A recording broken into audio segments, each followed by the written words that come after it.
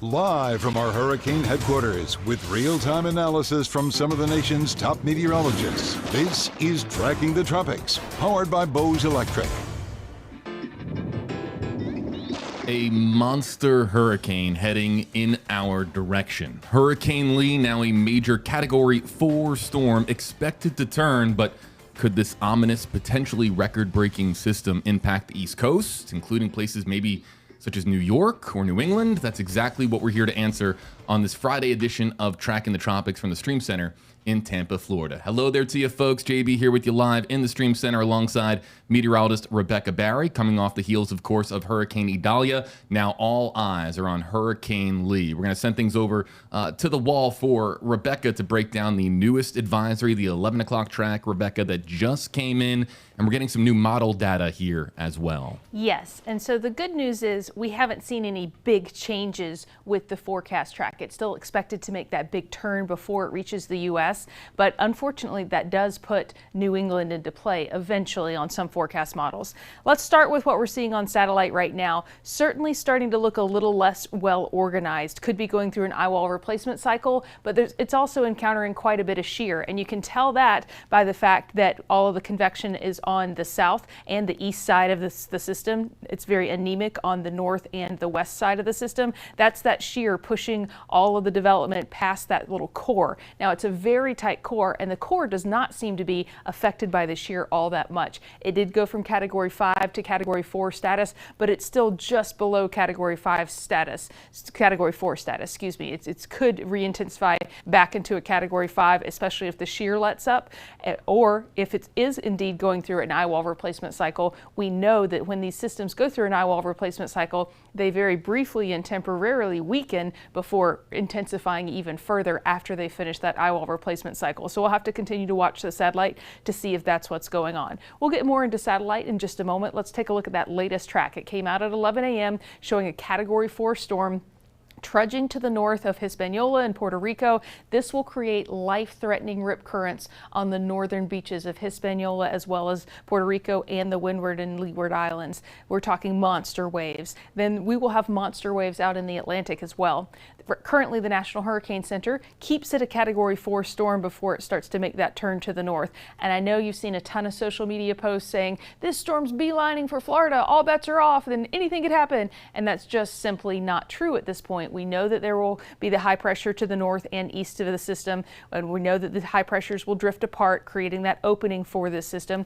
And also, we've got the jet stream dipping down across the southeastern U.S. There's that low pressure system there, and that will steer this system northward before it approaches the state of Florida or most of the East Coast. And so for that, the forecast confidence is very high. Take a look at the spaghetti models. You know, 15, 20 years ago, the spaghetti models looked a lot more like spaghetti. They were all over the place. But science has gotten better, the forecast models have gotten better, and especially when they tend to agree with such consensus, we have a high confidence in this turn. And now it might be a little later than we assumed, it might be a little earlier than we assumed, it'll most likely take a path somewhere in the middle. But all in all, every single forecast model turns the system. I know there's this one outlier that brings it a lot closer to the coastline, and it's been doing that for about 2 days. That is very, very unlikely. It's most likely going to follow the consensus of the forecast models and make that turn thanks to the jet stream heading this off at the pass. We've got the GFS versus the Euro. This is the big conversation with every storm is, what does the GFS say? What does the Euro say? Everyone wants to know which one's more accurate, and it is a case-by-case basis. Unfortunately, it's not a clear answer, but the GFS is consistently a little faster within this forecast model run. You can see the Euro down here in red kind of lingering a little bit more scarily off the coast and before it finally starts to lift out and make that turn. But if the Euro were to take place, we would get really, really strong rip currents along the east coast of Florida, and this would be Thursday afternoon that it's lingering off there. If the GFS ends up being correct with that faster delivery, it does look like we'll see less, the storm would pass by more quickly, so it would be fewer days of that more powerful surf. And so this is where the big question comes is this going to be something like Sandy, where we have an impact along the New England coast? The Euro doesn't isn't fast enough within the amount of time that the Euro forecast out to for a landfall, but it does follow the GFS a little bit more slowly. But the GFS does show an impact possibly in Maine or those areas, maybe even into Canada. And so at that point, it's still a little too soon to tell as far as that goes if we're going to end up seeing that. Tracking the tropics, let's get into the satellite. Let's analyze this because this has been an impressive storm.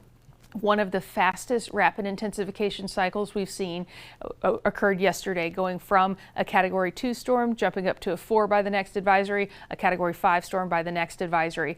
We do know from research that the storms that are undergoing rapid intensification cycles during that rapid intensification cycle and just after that rapid intensification cycle, storms are a little bit more sensitive to shear, and it is encountering a little bit of shear. And so we could see something change with the intensity forecast that models may not pick up on because of that more recent research that the storms undergoing those rapid intensification cycles are a little bit more sensitive to wind shear than storms not undergoing rapid intensification cycles. And so we go from a very evenly distributed system all around with the convection all around the center to a more sheared system. So this is starting to look a lot like Matthew did. It was very lopsided, but still very powerful and very strong. We had all the convection on the back half of Matthew, and that's what we're seeing right now with Lee. And so we'll have to see if that continues.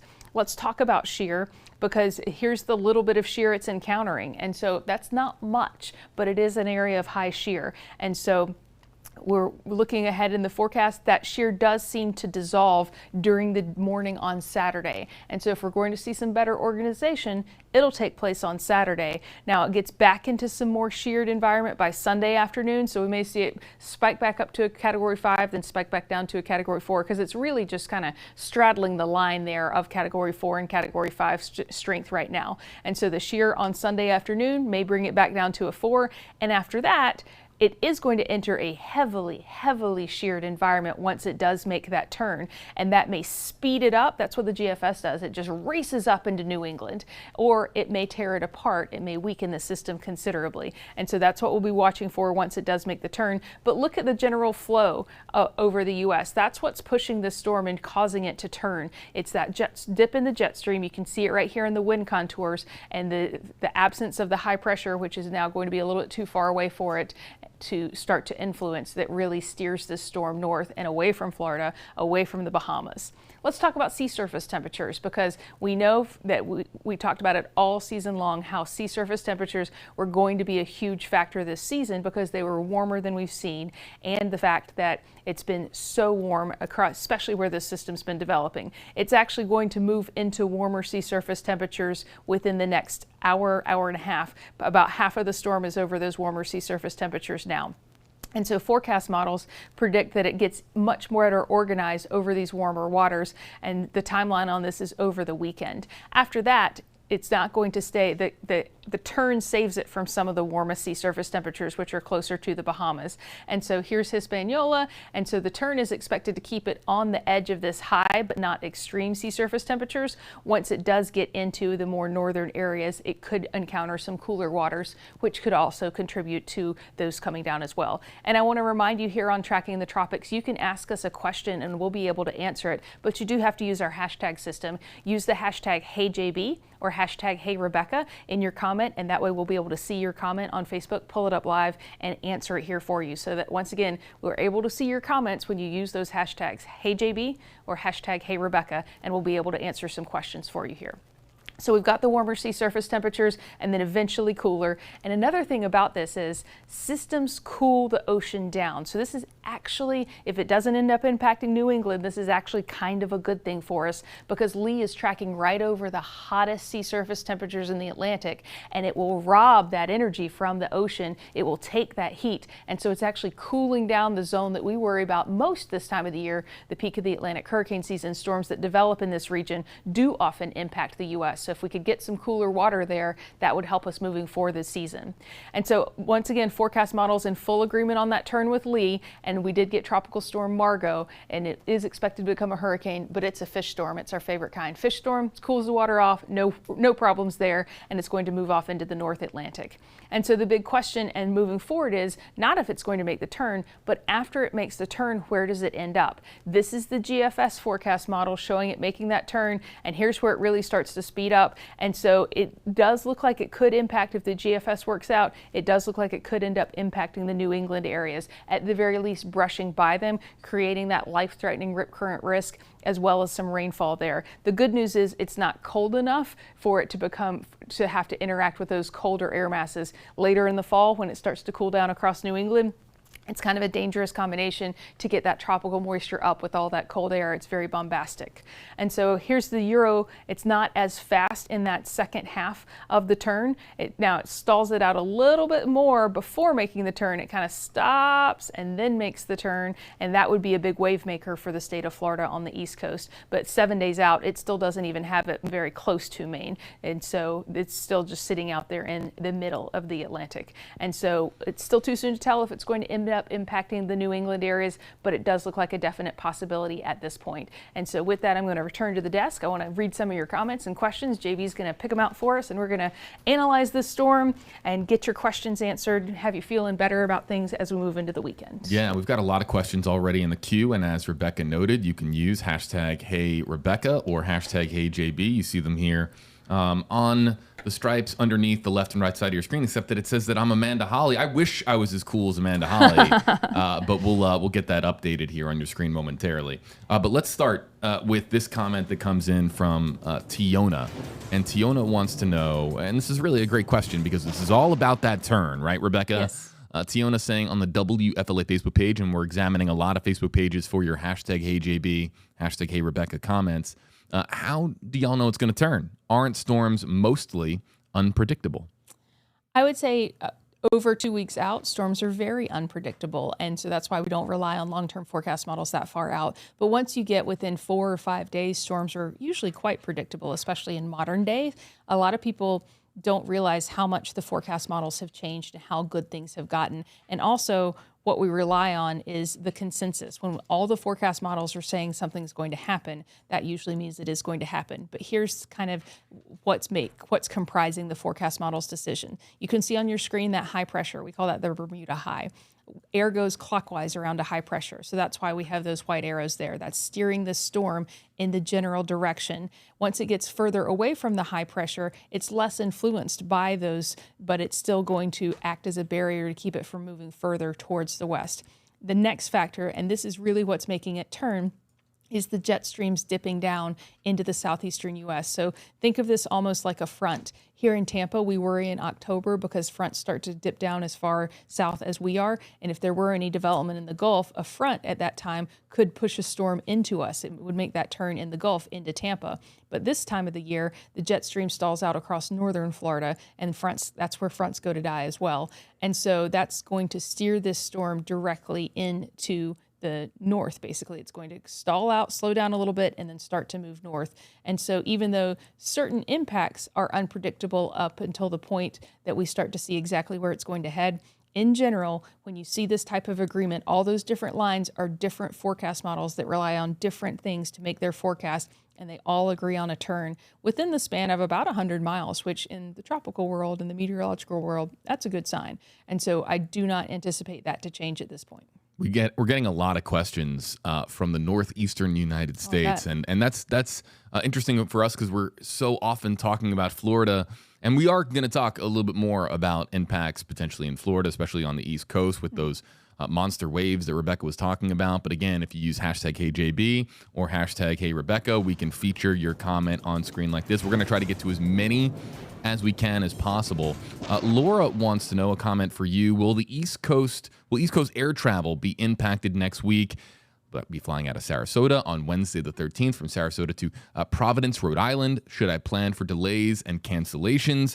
Look, there's a lot of air travel that happens between Florida and, of course, the Midwest and the northeastern United States. And there could be impacts to air travel, no doubt. Right, Rebecca? Yes, the good news for your flight is that it's on Wednesday. And so let me show, this is the GFS. And the reason I'm using this one is because this one shows it impacting New England. So this is a possibility. It's not a promise as far as the landfall location goes up there. But I wanted to back it up. This is Friday. So if you're leaving Wednesday, this storm is still mainly impacting Hispaniola, Puerto Rico, Florida, and the Bahamas with waves, and maybe a little bit of rain for Hispaniola and Puerto Rico and the Bahamas. But Rhode Island's just kind of messy because of regular rain up there. And so what I would be more worried about is what you're doing in Rhode Island. If it's a beach trip, it's going to be pretty messy up there because of the monster waves. So that you get there Wednesday, here's Thursday. And so it's starting to get a little bit closer. You're getting those monster waves. Here's Friday. And so it could end up just skirting Rhode Island, or it could end up more heavily impacting Rhode Island at this point, or it could end up not if it moves a little bit further to the east. So it's forecasts that are this far out. We're talking a week from now that things are still a little questionable, but that turn is certainly not as in question as this potential landfall. Hold the GFS right there for this question from Rebecca in our comment section. #AJB. Is it possible for Long Island to have a direct hit, and how likely is that, Rebecca? At this point, it looks likely that you'll at least get rain in Long Island just based on this forecast. I don't think you're going to see a direct hit. It looks like it's more heading towards Maine. Now, the other factor to consider in all of this is the general jet stream will still be in effect.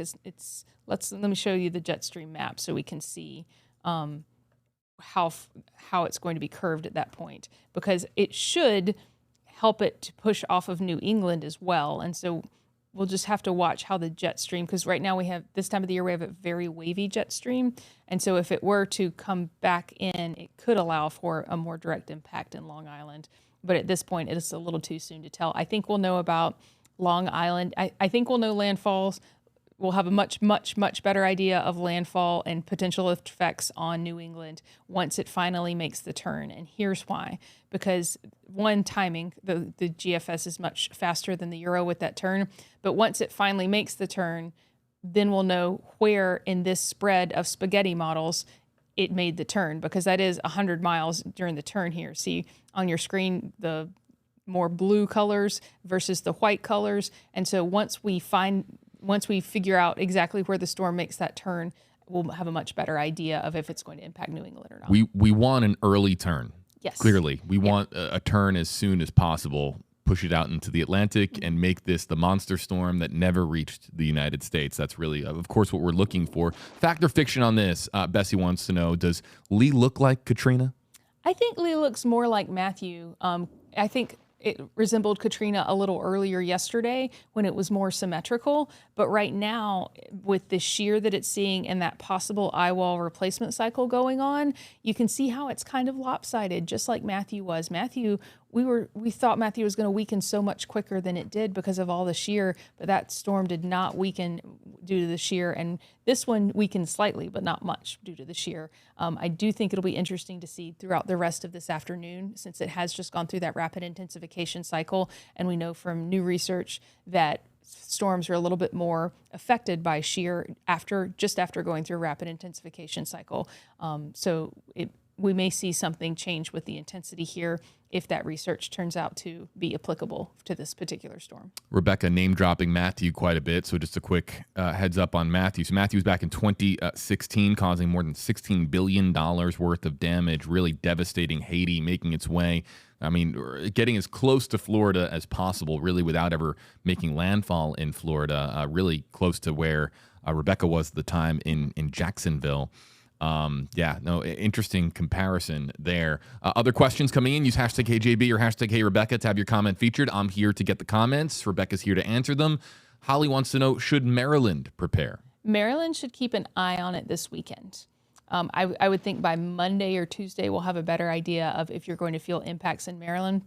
And just going back to Matthew for a moment, Matthew made a very similar turn. If you remember, it was well to the south of us. It was actually south of Hispaniola, And all forecast models said it was going to make almost a 90-degree turn to the north, and it did. All the forecast models called for it. We saw it in the upper level patterns that it was going to be affected by that. And so Matthew made an almost 90-degree turn to the north and wobbled just off the coast of Florida. Yeah, Matthew. And, the satellite imagery does look comparable between Matthew and Lee, no doubt. Some other comments coming in, and it pertains to Margot.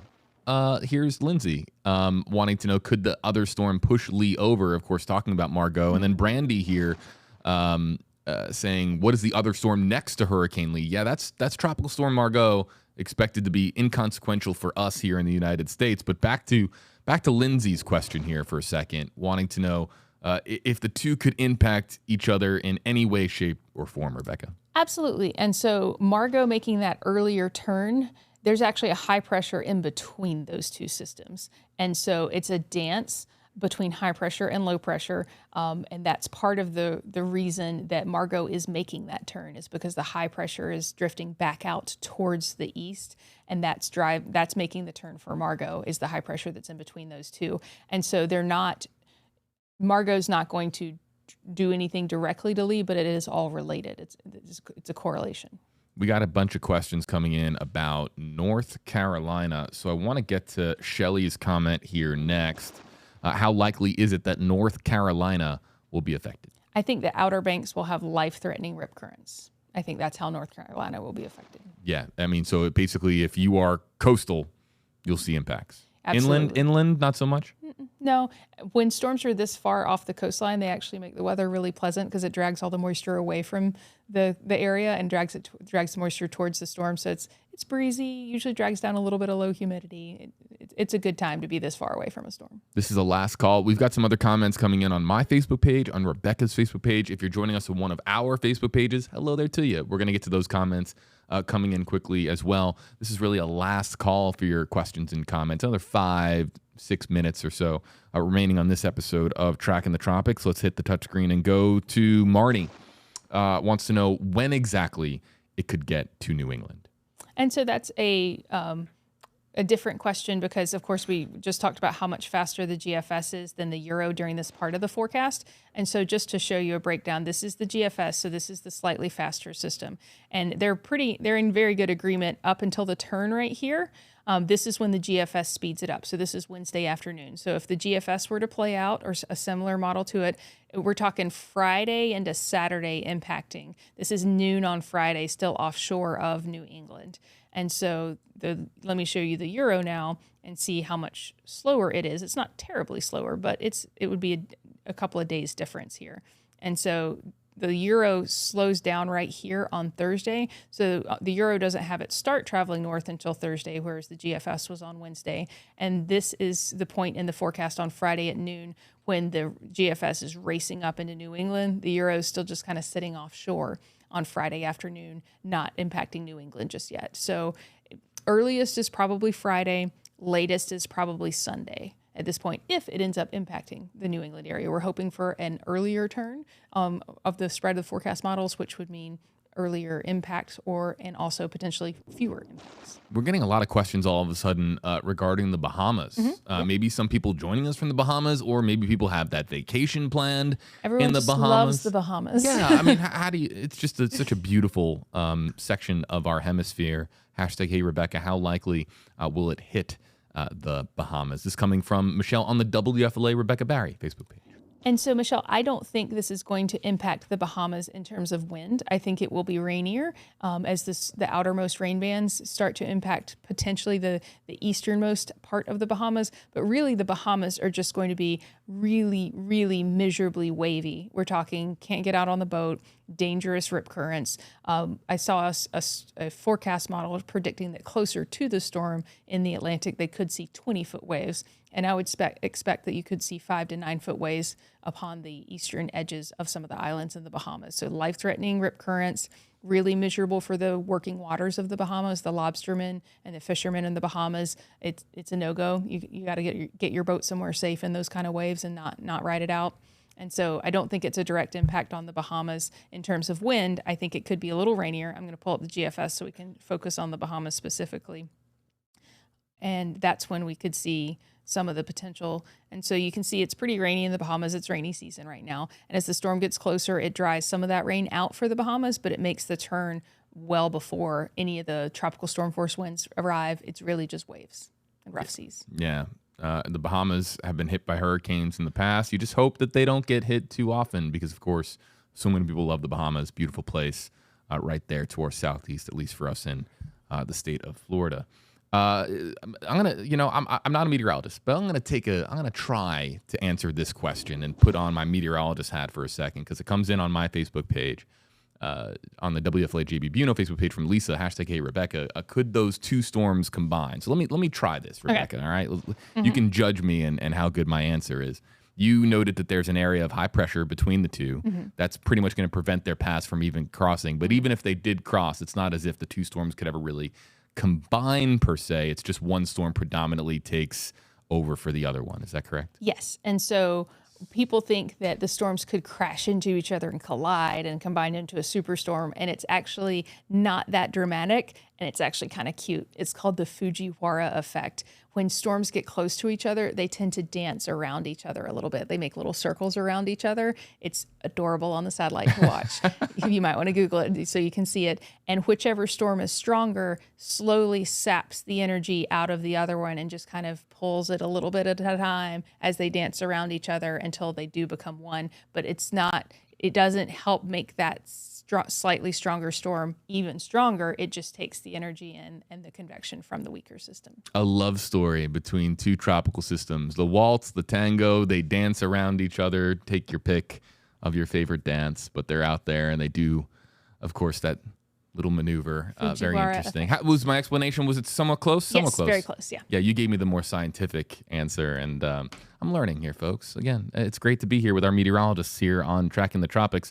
Let's get to a question that Rebecca, clearly more qualified to answer than myself, comes from Andy, #AJB. Rebecca said that the GFS is saying it will speed up as far as miles per hour traveled.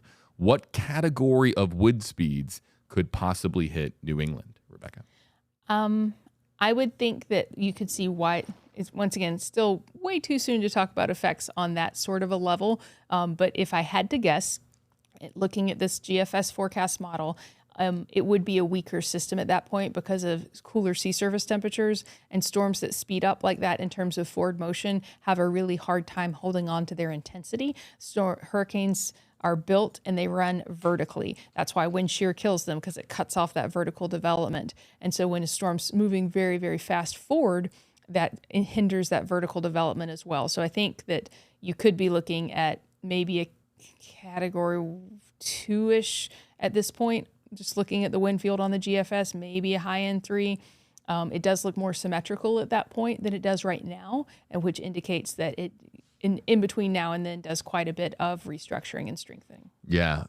New England, New York, I think people there, Rebecca, are going to start to pay more attention as when the storm does, in fact, make its turn, whether it's that early turn that we want or a little bit later, regardless, when it starts heading in that direction, you're going to start to see a lot more headlines, a lot more social media activity from people in the Northeast, because it appears the spaghetti models that Rebecca was showing off earlier, they seem to have a good amount of agreement there that's the direction that Hurricane Lee is heading.